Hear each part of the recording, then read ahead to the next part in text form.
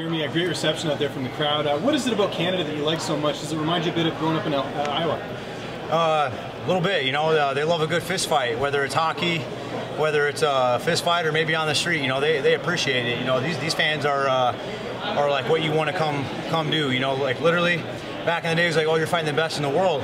But I feel like to this day and age, like, this is really true. You know, this isn't just Rome where you're meeting on a battleground. You're going all over the world. And the Canadian fans are some of the best fans in the world. I feel like when you go out of the country, they're a lot more excited. There's a little bit more better of an atmosphere. You know, as America, they're a little bit more spoiled. You know, they get fights all the time. So I'm happy to be back here and excited to put on a performance. Jeremy, how close were you to getting that fight at UFC 226 a few weeks ago? I mean, I was there. You know, dotted line was signed. You know, this is what we signed contracts for, to fight.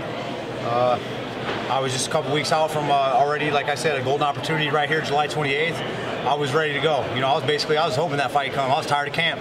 You know, and I really was just kind of just maintaining. At that point where you're just kind of sitting on idle, you're ready to go at any moment. That call happened, and you know, I look at it as you know, I lost a little bit more weight, and I was able to eat some food and be happy around this time. You know, I've had a really good high energy workout. I could have kept going. I'm fed and weight's good, so it was all a big benefit. You immediately started cutting weight when you heard that was a possibility that you could get that fight. Yeah, I took off running like a night game at the Sandlot. You know, the fireworks were going off. I could see my shadow. I'm putting in work after the second training session that I had.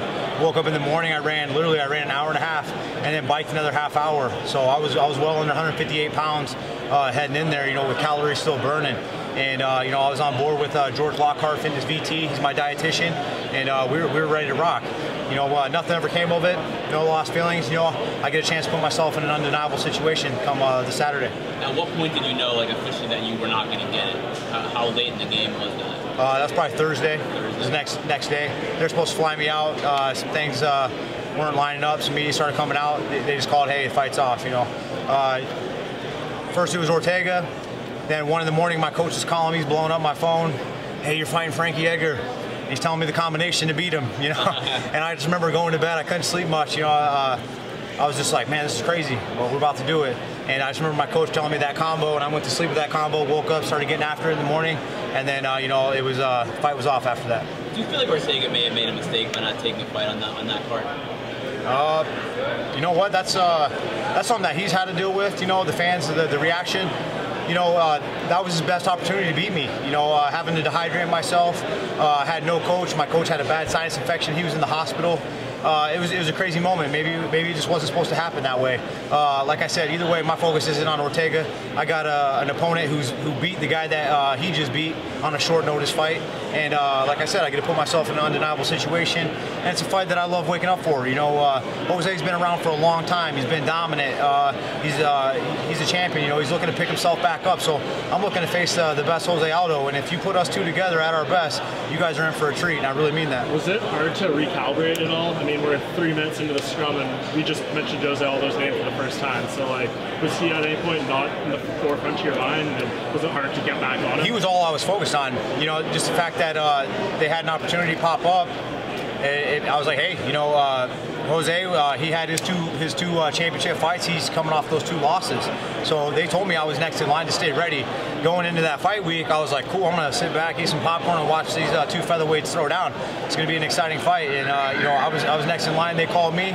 But at the end of the day, it was a name, it was a body. I don't care. You know, whether he trips, falls right here in front of these cameras, you know, I'm hoping that I still get a body Saturday. This is what we do. This is what we sign contracts for. It's the fight business, you know. So I don't really understand the new era and where they're thinking, where their head's at. I'm a little bit more savage in my mentality, you know, and I think the fans can really appreciate that. And like I said, this is what we sign contracts for, to fight. Are you surprised that you're the betting underdog in this fight right now, with Aldo coming off 2 losses? That's none of my concern, man. I'm dialed in and focused, bro. If he come in here right now, I'll whoop his ass. So, I mean, no underdog, no bets. You guys can just watch. Aldo was calling you out for a while. He was, you know, manifesting that he wanted to face you. Why do you think he wanted you specifically? I think we match up really well together. Really, you know, I think, like, if you're looking for a date fight night, I'm that dude that you want to fight. You know, I'm gonna come to fight you. You know, I'm not gonna outpoint you. I'm not gonna lay on you. We're gonna get into a fist fight. We're gonna see who's more powerful, who's more skilled. You know, we're gonna match it up. And like I said, I'm a nightmare matchup for him. And you're coming in on a winning streak and haven't taken much damage. He's been finished in 3 of his last 4 fights. Do you think that's going to play a factor in this fight, just the wear and tear? That's something he's got to think about. Yeah. I ain't worried about him. I'm expecting the best guy to show up. That's none of my concern. What my concern is just cutting weight and enjoying this process and talking to you guys. Right, last question.